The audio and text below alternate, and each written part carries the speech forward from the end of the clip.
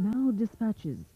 Tonight the subject under review is ritual child abuse, in which the practices described may upset some viewers. This week, the row over ritual child abuse in Rochdale is back in the headlines, with an inquiry about to produce its interim report.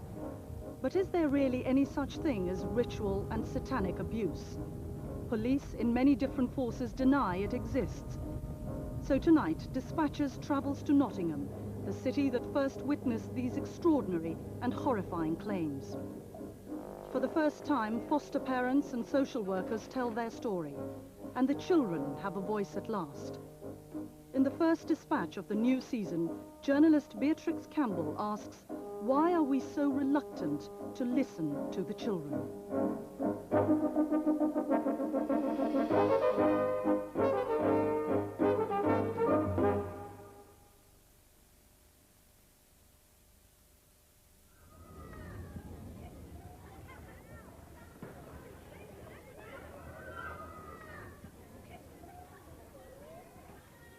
Does it hurt? Yes, I cry, but he calls me names. What does he call you? Bitch and bastard. In 1987, social services and police swooped on the Broxtowe estate on the edge of Nottingham. A dozen children in a large extended family were taken into care. Suspicions of cruelty and sexual abuse had been aroused by their cousins, already in care. The children began a new life with foster mothers. It always sticks in my mind something she said was when she was on about different people coming to her house. She used to refer to them as her dad's mates, actually. And I can always remember her saying, she was showing me, demonstrating, she lay across the settee, a nightie up, her legs wide apart, showing me that this is how she had to lie. And then 2, 3, 4 people would abuse her up her vagina, and she pointed to that. And then she'd say, and they said, turn over. They didn't even know my name. And she said it with such, oh, I don't know, it was just so sad. I couldn't believe it. It used to bring tears to my eyes sometimes. Well, he was continually talking about his willy being pulled or being hurt, or adults putting their willy up his bottom. And that was continually, day after day, he would talk about things like that. So it wasn't just a one-off experience with him. You could tell it had happened on numerous occasions. So the children were safe. But from whom and from what exactly? A protection plan as well as a criminal prosecution needed evidence to take to the courts.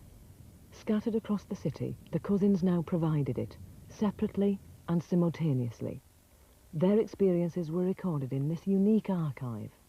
The children did the drawings and the foster mothers did the writing, faithfully transcribing everything in the children's own words. Witches have hats on and shout. They dress up as witches, and they throw a doll on the floor, and they all tread on it. She used to say little bits, and then those bits would get a bit longer, and she just went through the whole lot, and it pieced together all the other bits that she'd originally said. But it had to be so. She just couldn't have made up in detail as she had done a whole story like that. She had to be reliving in her mind what had happened to her. And what was it that she told you? She told us about groups of people dancing round in witches' costumes, abusing her.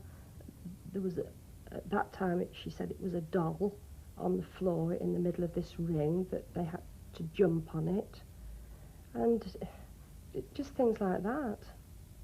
And in a church, and drinking blood, and just all together. I mean, it was just unbelievable. Unbelievable? Unbelievable to me. What kind of things were they telling you?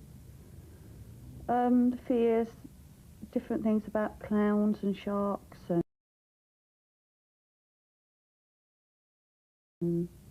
Clowns and sharks? yeah, parties where they all got hurt. Animals got sacrificed. They drank the blood. And what does he do at the school? He does sex to us. He kills babies there. Right. We eat babies. We drink their blood. Okay. Because this is how we do it. So like on Wednesdays is the most special, busiest day, day. Okay.